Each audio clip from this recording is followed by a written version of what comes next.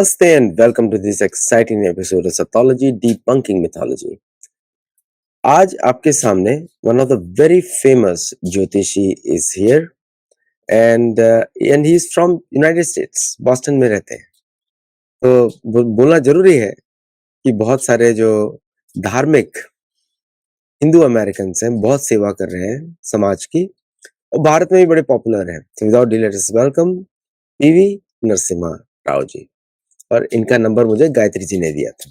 Just नमस्कार Aditya ji. Very glad to be on your channel for the first time. Thank you so much. आप literature festival में भी थे, so that's why मैं on the participate किया था. हाँ. So things are changing very fast. बहुत फनी भी है कि today Trump is meeting Zohrani is the Mamdani and praising him yesterday and then Ramaphosa said no Trump no problem South Africa में. And भारतीय प्रधानमंत्री is always there, the star of the show of G20. हाँ. तो and Ukraine और Russia के बीच में जो दोस्ती का प्लान दिया ट्रम्प ने ऑलरेडी बोल दिया अगर एक्सेप्ट नहीं किया you are on your own. So is the comedy also in the global geopolitics. I call it असुरवाद. और there is a option for us also. So how do you see, मतलब आपको कैसा दिखता है आपके ज्योतिष के हिसाब से फॉर द करंट टाइम? अगर बात हुई यूक्रेन की तो मेरा प्रिडिक्शन रहा एक साल से कि यूक्रेन और रूस के बीच में शांति की संभावना है. और द टाइम फ्रेम जो मैंने प्रिडिक्ट किया था वो है मार्च, around March 2026. I think March 10 पे जुपिटर गुरु ग्रह जो है वो स्टेशनरी हो जाता है. ग्रह सूर्य के अराउंड सन बेसिकली एक ही डायरेक्शन में घूमते रहते हैं, मगर अर्थ के हिसाब से देखते हैं, अर्थ को सेंटर करके देखते हैं. सो कभी-कभी वो ऐसा मूव करते हैं, कभी-कभी ऐसा मूव करते हैं. जब भी वो ट्रांजिशन होता है डायरेक्ट मोशन से रेट्रोग्रेड मोशन तक या वक्रगमन से रुजगमन तक, जब भी ट्रांजिशन होता है, कुछ दिन ऐसे आते हैं जब ग्रह बिल्कुल स्थिर हो जाता है. माने स्पीड जीरो बहुत करीब जीरो के करीब होता है. वो उस वक्त ग्रह बहुत पावरफुल होते हैं. जैसे अगर मैं दौड़ते हुए कुछ चीज को देखता हूँ तो फोकस नहीं कर सकता हूँ, मगर रुक के देखता हूँ तो फोकस कर सकता हूँ. उसी तरह जब ग्रह स्टेशनरी हो जाते हैं, जो भी हमारे हॉरोस्कोप में हमारी कुंडली में जो भी ग्रह लग्न या भाव होते हैं, अगर वो उनको देखते हैं तो उस दृष्टि बहुत पावरफुल हो जाता है. इसलिए गुरु ग्रह में मार्च 10 को स्टेशनरी हो जाता है और वो मिथुन राशि में अराउंड लगभग 22 डिग्रीज पे स्टेशनरी हो जाता है. और इंटरेस्टिंग बात यह है कि यूक्रेन के इंडिपेंडेंस चार्ट में जब यूक्रेन एक इंडिपेंडेंट कंट्री बना था, उस कुंडली में उनका लग्न जो है वो भी 22 डिग्रीज पे है, 22 डिग्रीज पे, मगर धनु राशि में. सो मिथुन 22 डिग्री से धनु 22 डिग्री को एग्जैक्ट दृष्टि से गुरु ग्रह देखता है. सो उनके लग्न को जागृत करता है. इसलिए अच्छी बातें हो सकती हैं उनके साथ. और गुरु ग्रह आल्सो शांति का ग्रह है, इसलिए शांति की संभावना है. इसलिए मैंने प्रेडिक्ट किया था शायद फरवरी के अंत में या मार्च में या अर्ली अप्रैल में, अराउंड एक महीना बिफोर और आफ्टर, 1 month बिफोर और after March 10, there is a chance of peace. अभी हमने देखा है कि यूएस ने एक प्रपोजल रखा है रूस और यूक्रेन के सामने. हाँ, मगर शायद यूक्रेन को ये पसंद ना आए और शायद यूरोपियन यूनियन को भी पसंद ना आए. थोड़े नेगोशिएशंस हो सकते हैं. मतलब अभी साइन नहीं होगा, मगर कुछ हफ्ते नेगोशिएट करके, कुछ बेसिकली लेके, कुछ देके, कुछ कॉम्प्रोमाइजेस करके दोनों साइड शायद एक समझौता कर लेंगे. एस्ट्रोलॉजिकली मेरा प्रेडिक्शन यह है कि फरवरी, मार्च, अप्रैल टाइम फ्रेम में होगा. शायद मार्च 10 के आसपास ये होगा.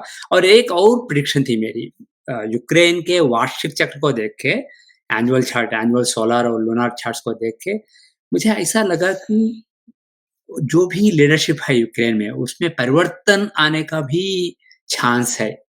अगस्त 2025 से लेके अगस्त 2026 तक का जो साल है यूक्रेन के लिए, उस साल में लीडरशिप का परिवर्तन का चांस है। इसलिए शायद ये जो नेगोशिएशंस होने वाले हैं, इनमें ज़ेलेंस्की कुछ कॉम्प्रोमाइज़ नहीं करके जो भी अपना पोज़ीशन है, उसको लेके टिके रहेंगे और लोगों को ये पता चलेगा कि अगर ज़ेलेंस्की है तो ये नहीं होने वाला है। शायद ज़ेलेंस्की को कमज़ोर बना के और कुछ नेता को आगे बढ़ा के कुछ कुछ कुछ कुछ राजनीति होने वाला है आने वाले कुछ महीनों में।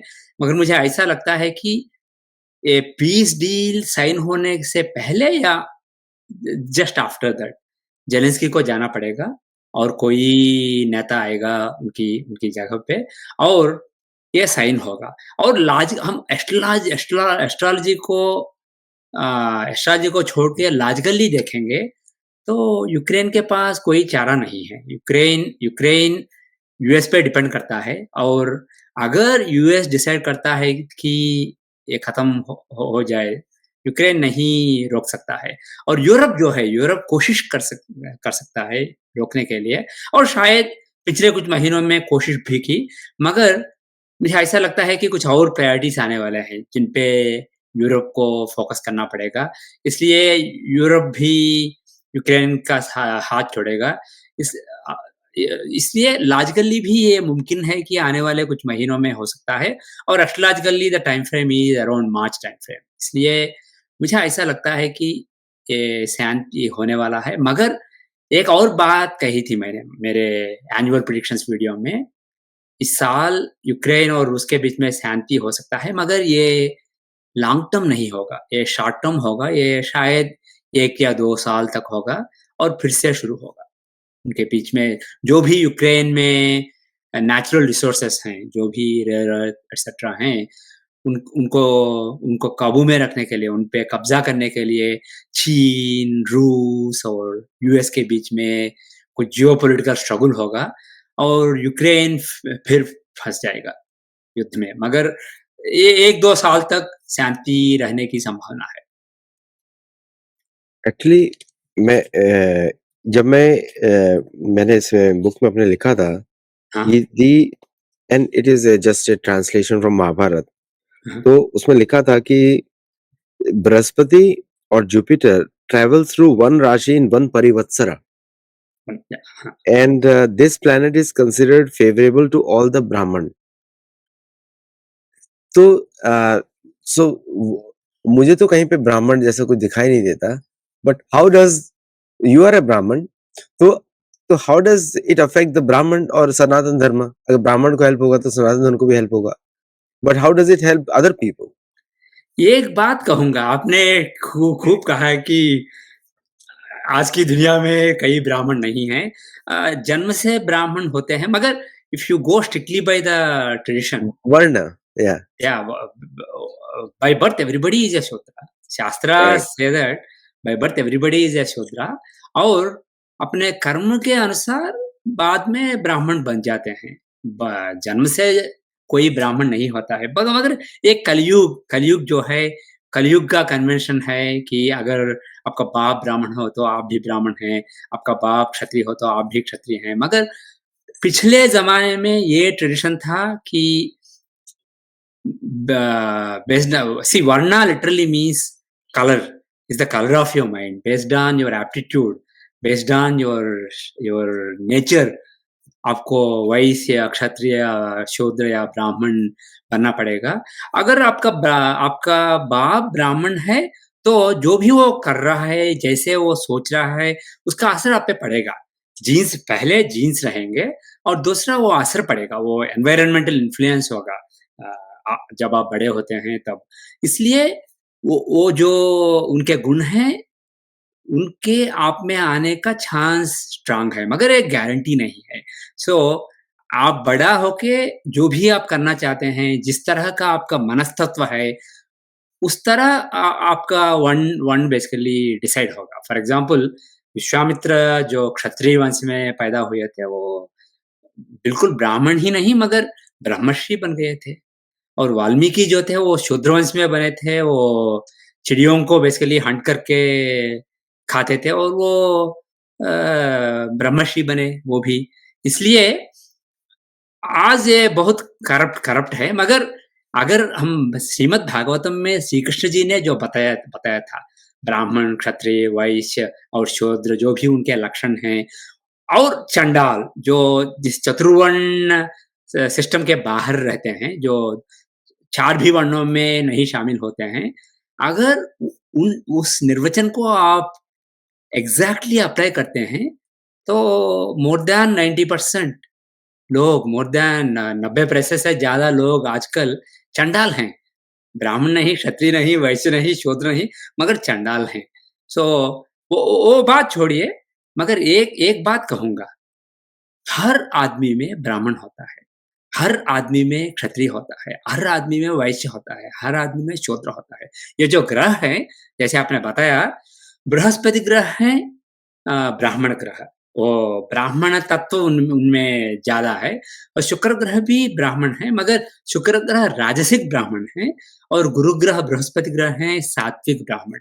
उसी तरह सूरज जो है, सूर्य और मंगल, वो क्षत्रिय ग्रह हैं। इस तरह ग्रहों में भी वर्णों का निर्वचन दिया था पराशर महर्षि ने। व्यास जी के पिता जो हैं, उन्होंने बृहद पराशर होरा शास्त्र नाम का एक एक किताब लिखा था। एक्चुअली उन दिनों में नहीं लिखा था, उन्होंने अपने शिष्य मैत्रेय को पढ़ाया था, और वो बेसिकली अब लोग इकट्ठा करके वो किताब किताब के नाम में छपते हैं अभी, बृहद पराशर होरा शास्त्रम। उसमें उन्होंने कहा है, ग्रहों के वर्ण होते हैं और वो सारे ग्रह हम में मौजूद होते हैं। हमारे पर्सनैलिटी में कुछ हिस्सा बन के बृहस्पति ग्रह भी हम में रहते हैं। वो हम में हमारी धीशक्ति बन के हम में रहते हैं। हमारी धीशक्ति जो है, हमारा इंटेलेक्ट, लूज़ ट्रांसलेशन अंग्रेज़ी में, मगर इंटेलेक्ट या विज़डम या झूठ और सच को बेसिकली परखने का जो एबिलिटी होता है हम में, वो बृहस्पति ग्रह है। उसका पर्सनिफिकेशन है बृहस्पति ग्रह, और वो ब्राह्मण होता है। हम जब भी कुछ गलत करते हैं, एक आवाज़ उठती है हमारे अंदर, गलत करते हो, वैसा नहीं करना। वो आवाज़ है हमारी धीशक्ति। वो बृहस्पति ग्रह का पर्सनिफिकेशन है और वो ब्राह्मण है।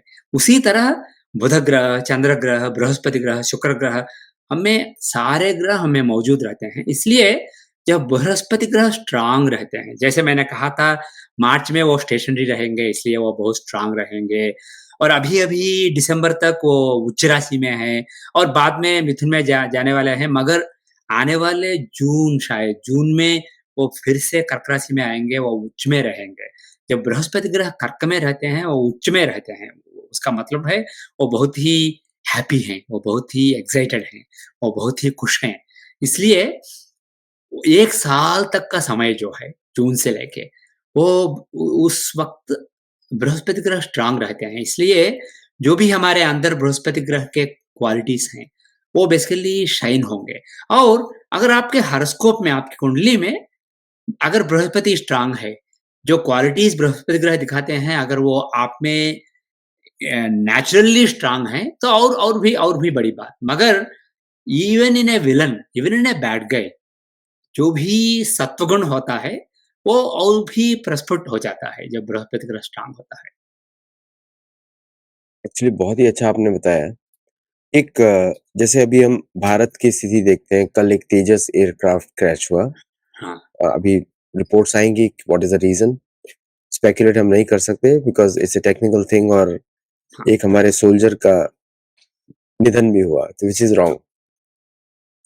लेकिन अ, दूसरा चीज़ आप ये भी देखते हैं कि भारतीय एयरफोर्स का वीकनेस थोड़ा-सा बढ़ता जा रहा है बिकॉज़ ऑफ यूएस के इंजन्स भी नहीं आ रहे हैं, डिले भी हो रहा है। एंड भारत एक आपके बहुत सारे मैंने शोज़ देखे हैं, आपने बताया कि भारत एक कॉन्फ्लिक्ट की तरफ चल रहा है, जाएगा। तो how do you see that कि मतलब क्या-क्या हो सकता है इन कमिंग वीक्स, मंथ्स? हाँ। In from a long term perspective मुझे ऐसा लगता है कि Bharat will tread the path very carefully. Bharat और रूस के बीच में बहुत बहुत ही गहरा संबंध है, कई दशाब्दों से। ये आज का नया संबंध नहीं है, ये दशाब्दों से चलता आ रहा है।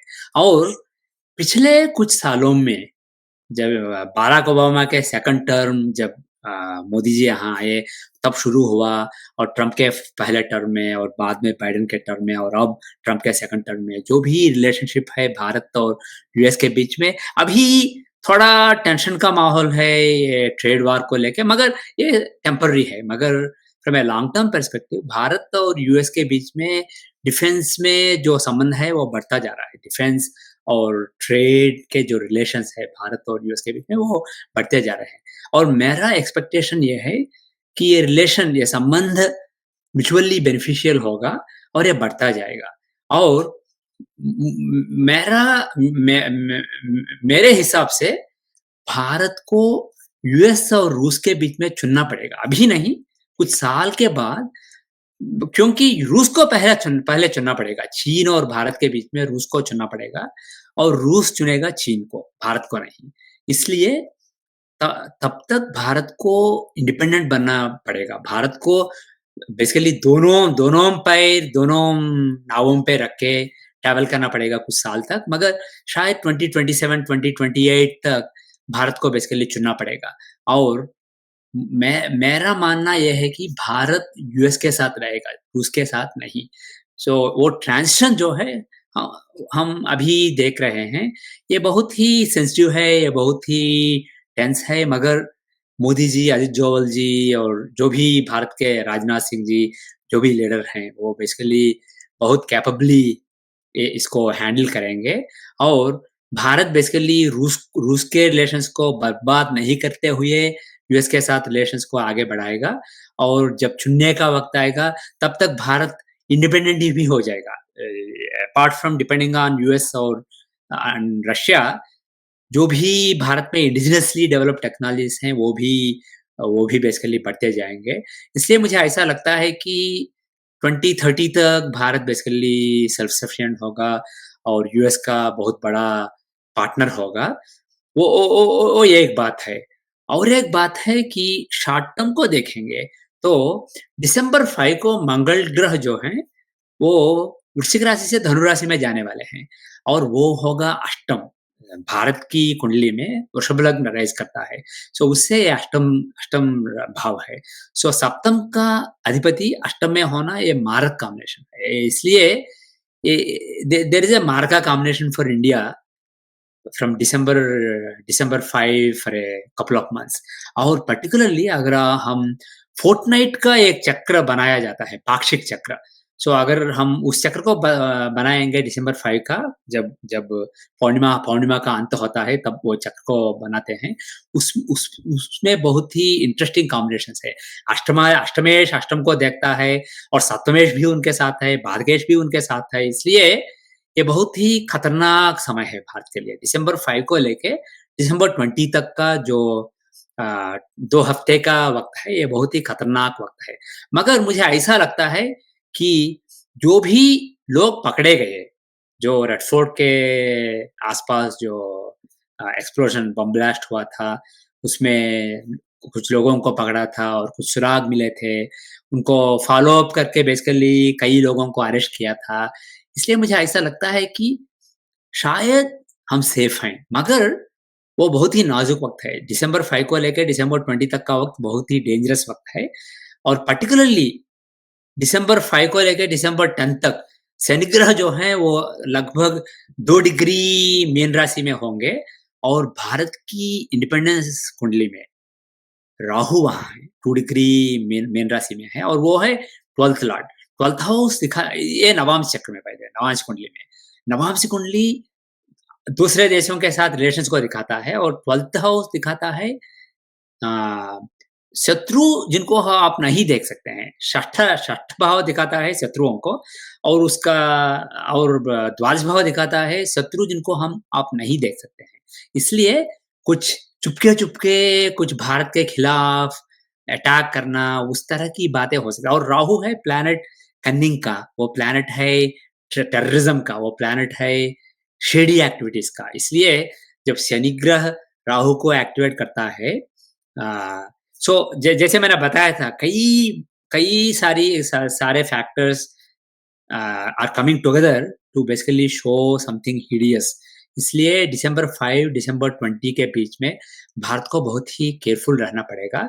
मगर मेरी प्रार्थना यह है कि ये शायद बहुत बड़ा हो सकता था, मगर जो भी अभी हुआ है, शायद मेरा मानना यह है कि कुछ लोगों को अरेस्ट किया था गुजरात में रेड फोर्ट के इंसिडेंट होने के पहले। इसलिए शायद उनका प्लान था दिसंबर 20 के बीच में कुछ करें, और उस अरेस्ट के बाद बेसिकली वो कमजोर हो चुके थे, इसलिए कुछ धमाका कर दिया था इन इन एडवांस। सो शायद कुछ नहीं होगा, मगर मगर हमें अलर्ट रहना पड़ेगा, भारत को बहुत अलर्ट रहना पड़ेगा दिसंबर 20 के बीच में। और एक बात है, जो भी जो भी बेसिकली भारत के खिलाफ ये षड्यंत्र को इन्वेस्टिगेटिंग एजेंसीज ने बेसिकली ओपन कर दिया था, जो भी उनको पता चला था, उसमें वेरी लाइकली कि बाहर के कुछ फोर्सेस इन्वॉल्व हैं, भारत के कुछ बाहर के कुछ देश लाइक बांग्लादेश, पाकिस्तान, टर्की, उनके नाम सुनने को मिलते हैं। मगर एस्ट्रोलॉजिकली आल्सो भारत के लिए अभी अष्टम राहु है, और 1 साल तक झेलना पड़ेगा ये अष्टम राहु को।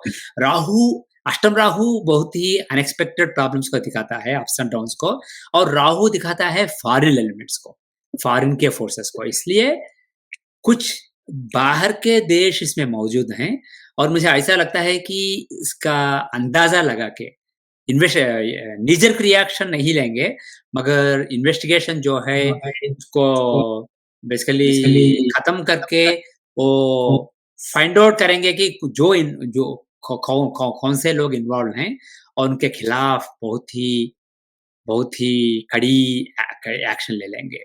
और भारत की वार्षिक कुंडली के दशाओं को देख के मुझे ऐसा लगता है कि शायद लेट फरवरी और more likely March April and early में वो वक्त है जब भारत कुछ करेगा। इसलिए पाकिस्तान के खिलाफ और बांग्लादेश के खिलाफ उस वक्त पे कुछ हो सकता है। इसलिए भारत भारत को कुछ टेंशन्स होंगे आने वाले महीनों में, और आने वाले एक दो साल में भारत के लिए कुछ टेंशन्स रहेंगे।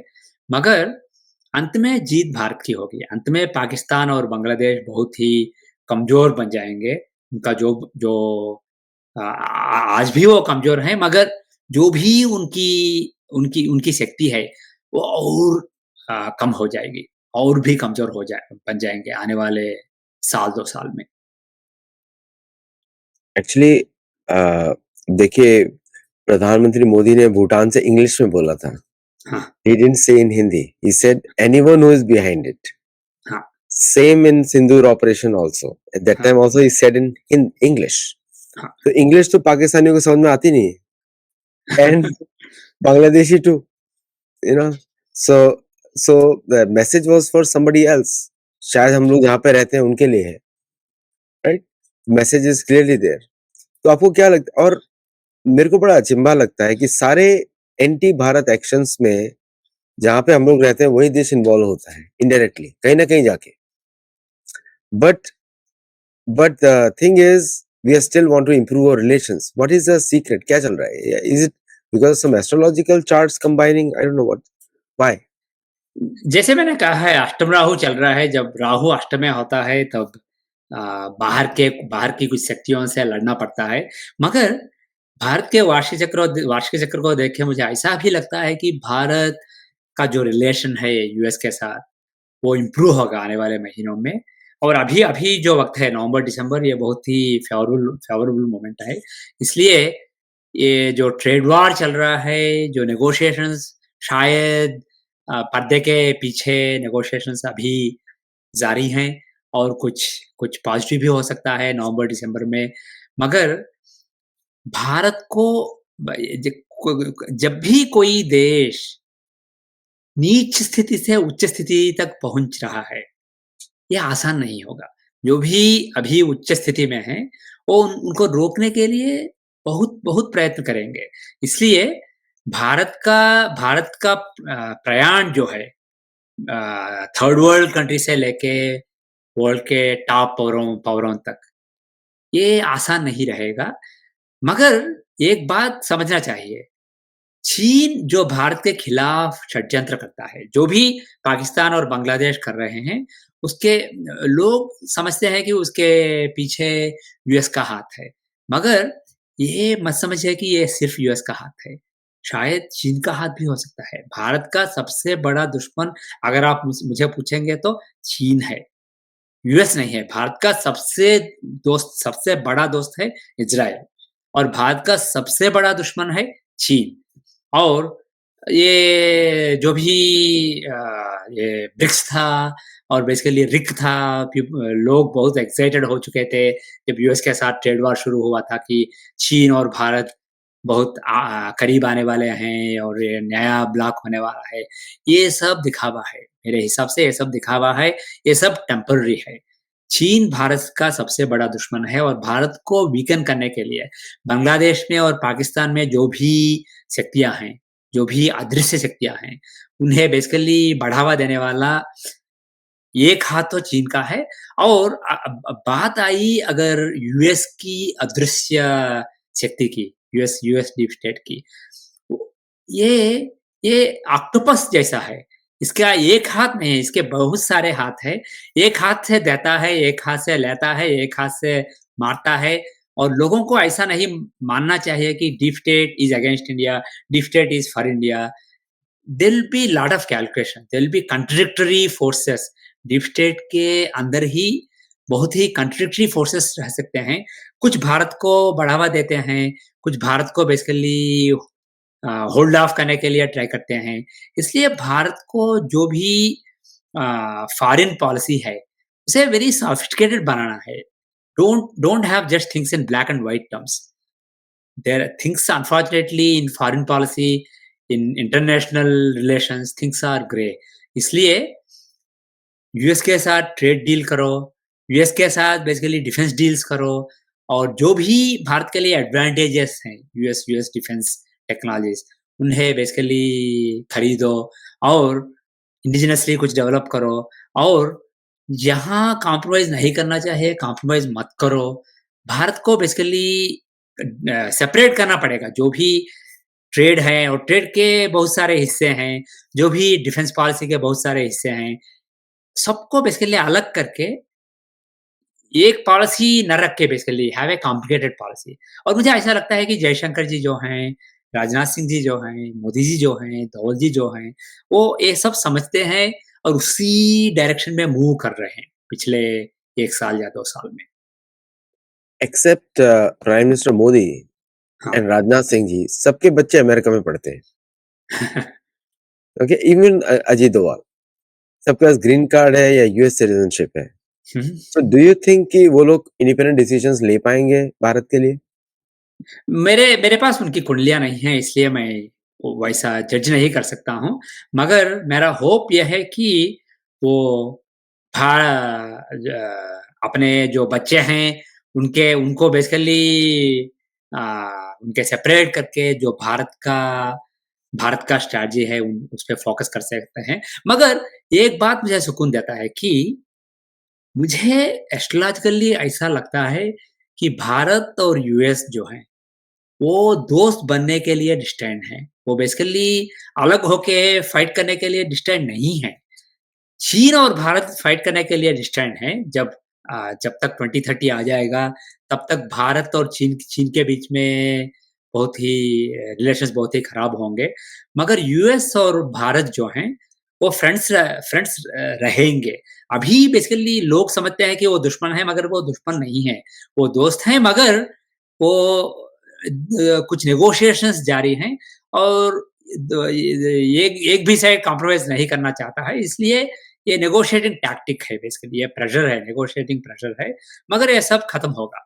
और भारत और अगर कोई भारत के बड़े नेता जो हैं, उनके उनके संतान चीन में पढ़ते हैं और या चीन में काम करते हैं, तब मैं कंसर्न रहूँगा।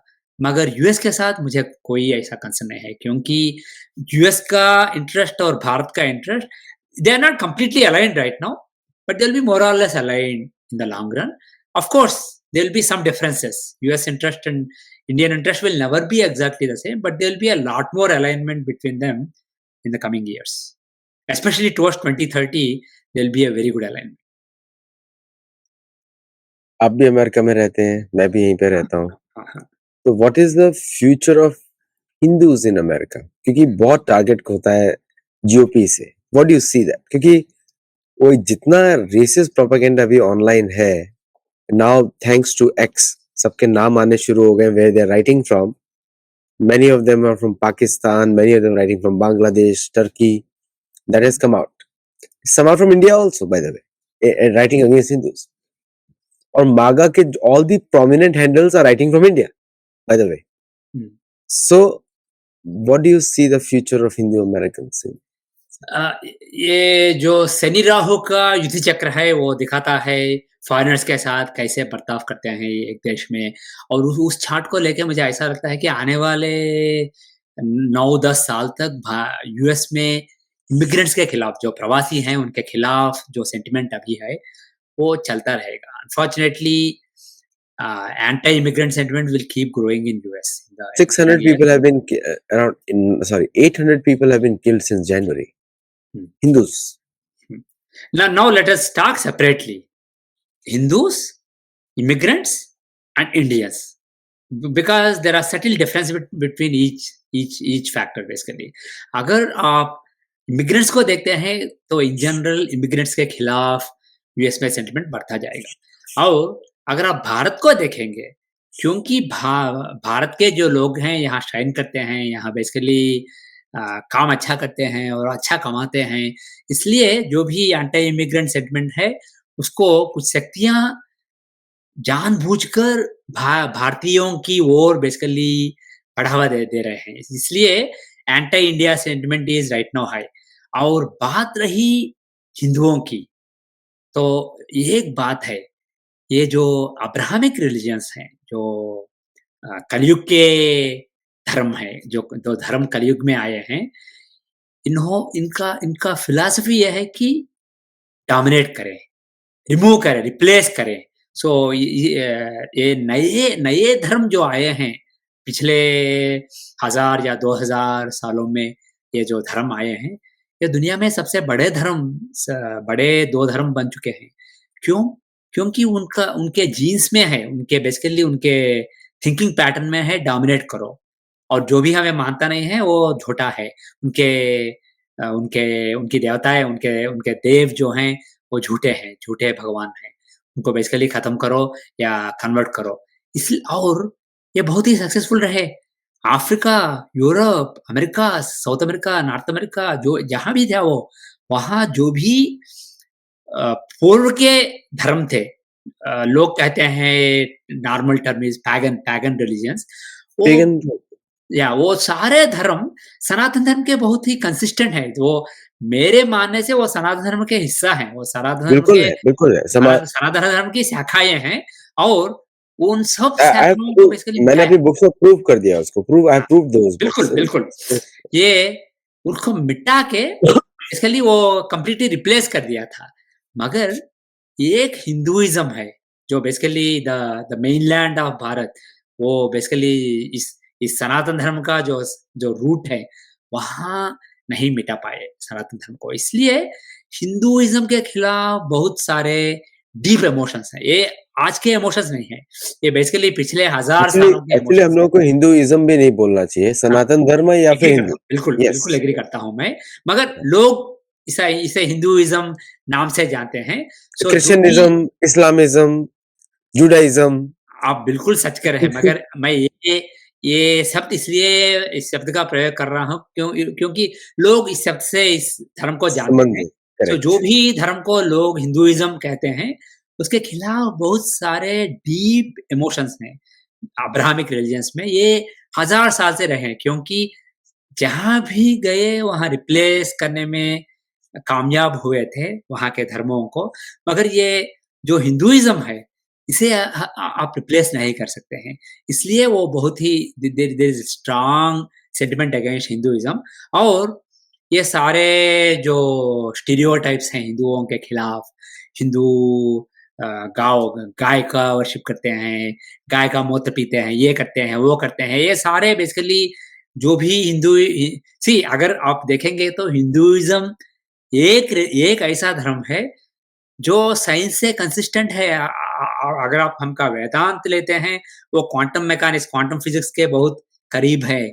अगर अ अ, अगर आप सी आई वाज़ सरप्राइज्ड जब मागा before the last elections, one guy from मागा उसने एक पोस्ट किया था, creationism basically evolution is wrong, creationism. और एक हिंदू राइट विंग हैंडल उसे फॉरवर्ड किया था। मैं सरप्राइज़ हो गया था, वो हमें क्यों करना पड़ रहा है? हम मैगा या अमेरिकन राइट विंग के सिपाही नहीं हैं। हम बेसिकली हमें इंडिपेंडेंट रहना पड़ेगा। हमें राइट या लेफ्ट को नहीं चुनना पड़ेगा, हमें इंडिपेंडेंट रहना पड़ेगा, क्योंकि हमारे धर्म के हिसाब, हमारे पुराणों के हिसाब से बेसिकली भू इस दुनिया का जो भी एज है, वो basically very similar to whatever the modern science says. इसलिए एब्सोल्युटली। हम हमारे पास वेरी साइंटिफिक धर्म है, साइंटिफिक बहुत ही शास्त्रीय धर्म है। मगर प्रॉब्लम यह है कि हिंदुओं के खिलाफ जो सेंटिमेंट है वो बहुत डीप है, बहुत बेसिकली लॉन्ग टर्म है। इसलिए जो भी Hindus are at the cross section of anti immigrant sentiment and basically the Christian nationalism, Christian supremacy, all these things basically we are at the crosshairs of all this। इसलिए जो हिंदू हैं, जो भारत से हैं, उन्हें बेसिकली ये झेलना पड़ेगा। और एक बात है, शायद हमें गीता का जो टीचिंग है, भारत के लोगों में पिछले 1000 सालों में उसका बेसिकली नेगेटिव साइड को लिया था और पॉजिटिव साइड को नहीं लिया था। इसलिए सब सब सह लो, सब सब ठीक होगा लॉन्ग टर्म में। सहनशीलता ही अ, बड़ी बड़ी चीज़ है। इसलिए बेसिकली लोग बेसिकली जो क्षत्रिय धर्म है, उसको भूलते आए हैं। लोग बहुत ही सहनशील बनते आए हैं पिछले 1000 साल से। और एक बात है, अगर आप फॉरेन डोमिनेशंस में रहे, अगर आपको पहले जो लोग इस्लामिक इन्वेडर्स हैं, वो लोग, और बाद में जो यूरोप से आए हुए हैं क्रिश्चियन लोग, अगर आपको बेसिकली अ, वो दबाव में रखते हैं, तो आपको चुप रहना पड़ेगा। इसलिए वो चुप रहने का जो गुण है, वो सहनशीलता और चुप रहने का गुण, वो भारत के लोगों में, पर्टिकुलरली हिंदुओं में, वो बहुत ही बढ़ता गया है पिछले 1000 सालों में। मगर मुझे कॉन्फिडेंस है, हम ऐसे कस्ब पे हैं जब पे वो खत्म हो जाएगा और थोड़ा-सा ओवर रिएक्शन होगा। बेसिकली लोग ऐसा रिएक्ट करेंगे कि ये भी सनातन धर्म के खिलाफ है, मगर इन अदर वर्ड्स जो बहुत सारे हिंदू क्रिश्चियंस और मुस्लिम्स की तरह बर्ताव करेंगे। वो बेसिकली उनकी तरह एग्रेसिव होंगे और बेसिकली इंसल्ट करेंगे दूसरे धर्मों को। ये होगा आने वाले 2-3 दशकों में, शायद 20-30 सालों में ये होगा। मगर बाद में सनातन धर्म बेसिकली रिस्टोर हो जाएगा। पीपल सी सहनशीलता में भलाई है, मगर जब आपको बेसिकली एक्सप्लॉइट कर रहे हैं, तब सहनशीलता अच्छी अच्छी नहीं है, तब आपको फाइट करना पड़ेगा। ये अभी एक कॉन्फिडेंस हिंदुओं में आ रहा है, मगर अगर मटेरियल सक्सेस नहीं है तो ये सब काम नहीं करेगा। जो क्रिश्चियंस और मुस्लिम्स, यूरोपियंस एंड अरब के लोग भारत को कब्जा करके भारत को डोमिनेट इसलिए कर सके क्योंकि उनके पास मटेरियल पावर था, मटेरियल सुप्रीमेसी थी, वेपन सुप्रीमेसी थी। और आने वाले 20 सालों में ऐसा होगा कि भारत का वेल्थ जो है वो बढ़ता जाएगा। भारत दुनिया में सबसे बहुत ही rich country, one of the rich countries बनेगा और बाद में द रिचेस्ट कंट्री भी बनेगा। और मिलिट्री स्ट्रेंथ बढ़ता रहेगा। और जब military strength and wealth are at a high, तब लोग बेसिकली आध्यात्मिकता को बेसिकली अपनाएंगे और लोगों में कॉन्फिडेंस रहेगा। और जो भी सनातन धर्म को बेसिकली दबा के रखने की कोशिश की थी, जिन भी धर्मों ने कोशिश की थी पिछले 1000 सालों में, वो भुगतेंगे, उसके लिए भुगतेंगे और शायद 1 या 2 धर्म जो कलयुग में आए हैं, वो खत्म भी हो सकते हैं आने वाले 20 सालों में और सनातन धर्म फिर से अपना झंडा लहराएगा दुनिया पर।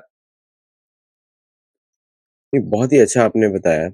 एक्चुअली मैं जैसे गीता में बोलते हैं शौर्य तेजो धृतिर्दाक्षम हाँ, युद्धे च पलायनम दानम ईश्वर भावश्च क्षात्र कर्म स्वभावजम। हुँ, इज ऑलरेडी देयर। ये हाँ, 7 क्वालिटी हैं क्षत्रियों की। अ, और आई थिंक अगर बोध ही नहीं तो चतुर्बोध कैसा? पहले बोध होना ज़रूरी है। बिल्कुल, बिल्कुल। तो ये हुआ कि जो भी क्षत्रिय थे, वो चंडाल बन चुके थे। वो क्षत्रिय गुण को बेसिकली छोड़ के चंडाल बन चुके थे और उनका अगर क्षत्रिय का क्षत्रिय की सोच ऐसा ऐसा रहना चाहिए कि लोगों को प्रोटेक्ट करे, धर्म के साथ धर्म को बेसिकली बढ़ावा दे, नहीं, धर्म का because we are not as a parents we are not training our children. हम अपने बच्चों को सॉफ्ट बना देते हैं। हाँ, We are not giving them proper education to go out and fight like Kunti did for 5 Pandavas. Go out, give your life for dharma. We don't do that. We want others kid to die first. दूसरे का बच्चा पहले मरे and हमारा बच्चा गोलगप्पा बने। Golgappa means cute boy. छोड़ना बोलना I have never seen any Kshatriya king calling their children cute. हाँ। No you are Kshatriya, you have respect. उसको रिस्पेक्ट इसीलिए दिया जाता है so he respects himself first.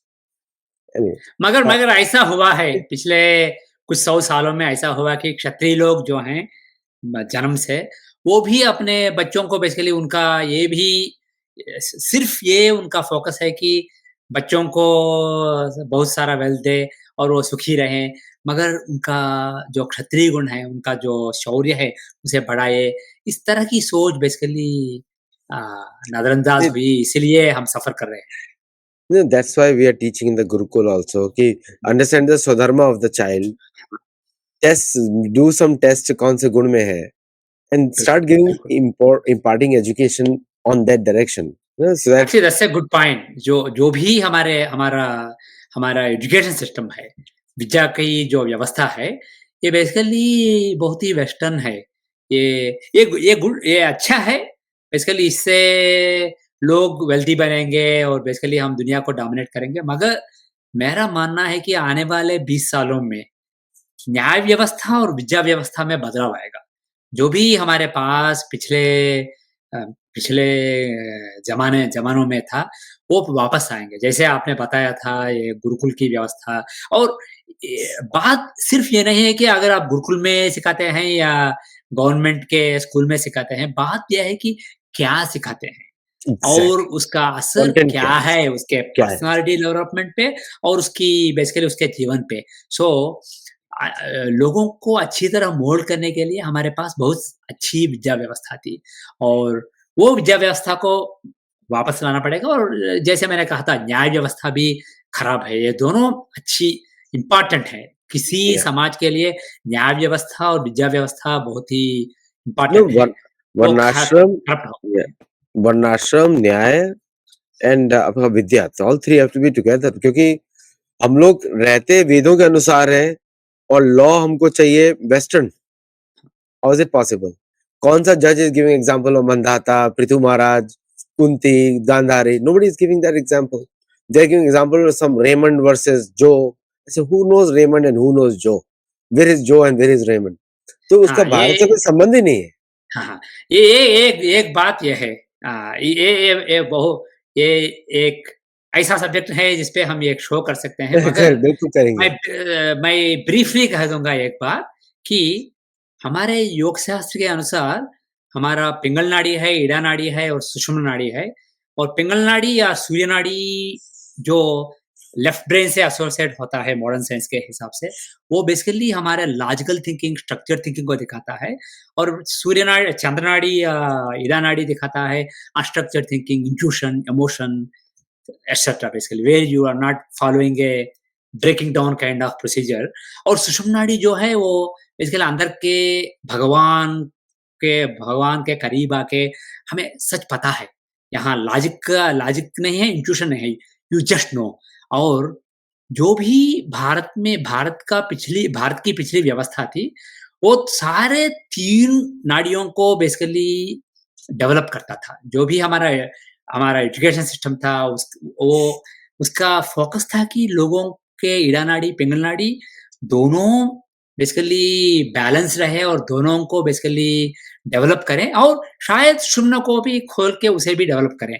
मगर जो भी पिछले 1000 सालों में हुआ है, वो सब सूर्य नाड़ी पे फ़ोकस करता है। Basically everything has to be structured, logical so जो भी इंट्यूशन है, इमोशन है, जो भी बेसिकली डिवाइन परसेप्शन है, उसे हटा के everything boiling down to what you can materially see और structured thinking, logical thinking, rational thinking etcetera.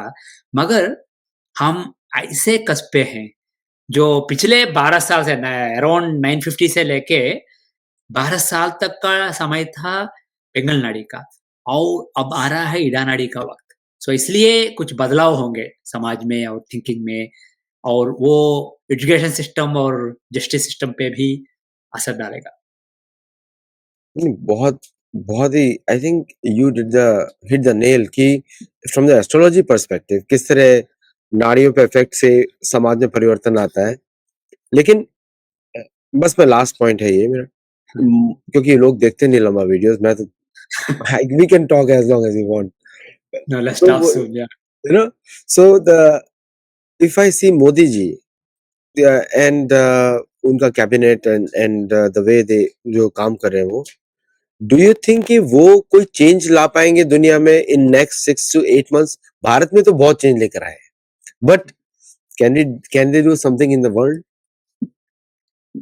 मेरा मेरी गणना ये कहती है कि मैंने मोदी जी के पहले टर्म में भी प्रेडिक्ट किया था कि वो 3 टर्म जीतेंगे और तीसरा टर्म कंप्लीट नहीं करेंगे। वो बेसिकली वॉलंटरली वो रिटायर हो जाएँगे और कुछ आदमी को प्राइम मिनिस्टर बना देंगे। इसलिए मेरा मेरा मानना अभी यह है कि मोदी जी 1 या 2 साल तक प्रधानमंत्री रहेंगे और योगी जी आएँगे आएँगे उनके उनके स्थान में और एक बात मैं कहूँगा कि बीजेपी का जो सरकार है, उसमें मोदी जी, राजनाथ सिंह जी, अजित डोवल जी जैसे जयशंकर जी जैसे ऐसे नेता आए हैं जो बहुत ही सेल्फलेस हैं, जो बहुत ही एफिशिएंट हैं, मगर कुछ करप्ट लोग भी हैं, कुछ बेसिकली रेगुलर पॉलिटिशियंस भी हैं।